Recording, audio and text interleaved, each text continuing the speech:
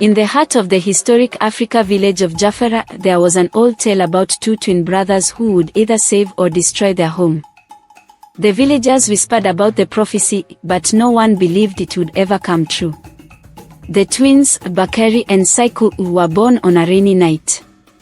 The storm was fierce, and the sky lit up with bright flashes of lightning. It was as if the heavens knew something special had happened. Their father, a chief layman, held his sons close, feeling a mix of pride and fear.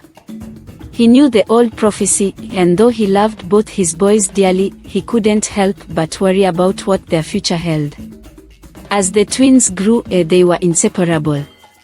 Bakary was gentle and kind, always helping others. Saikou, on the other hand, was bold and adventurous, always leading the way into new mischief.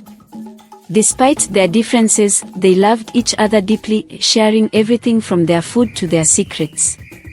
One day, when the boys were 10 years old, they were playing by the river.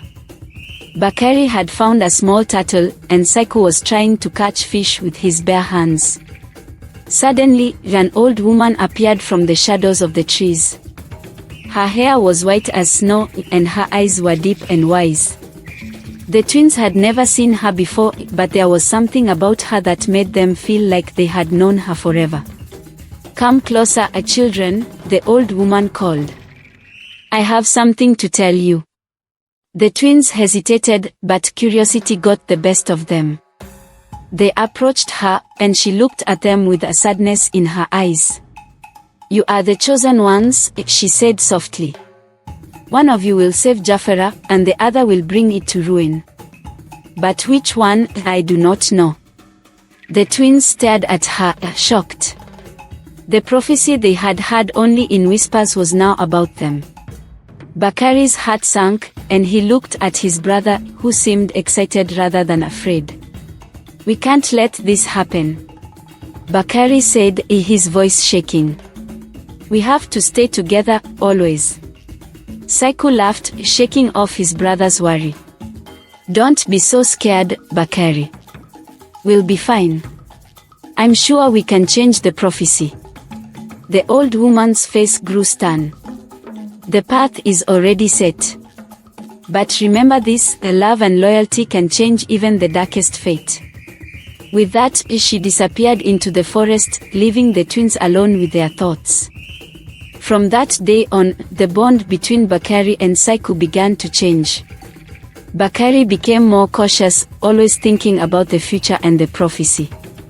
Saikou, however, became even more reckless, pushing boundaries and testing limits, as if he wanted to prove that he could defy the fate that awaited them. As the years passed, the twins grew into strong young men, each beloved by the villagers for different reasons. Bakary was known for his wisdom and kindness, while Saikou was admired for his bravery and strength.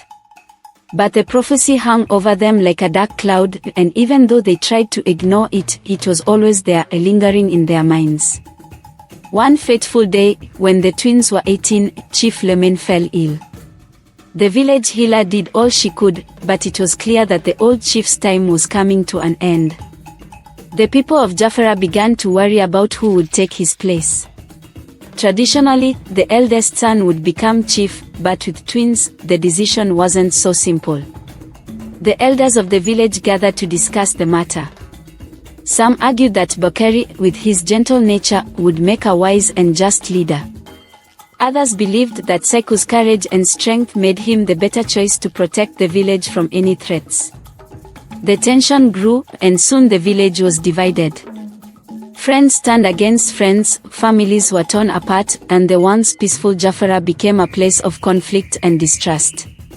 As Bakary watched the village he loved fall into chaos, his heart broke. He didn't want to be the cause of so much pain. He tried to speak to Saikou, hoping they could find a way to unite the people again. "Saikou, we have to do something," Bakary pleaded. "This is tearing our home apart. Maybe we can rule together, side by side." But Saikou's eyes had changed. There was a hardness in them that Bakary had never seen before.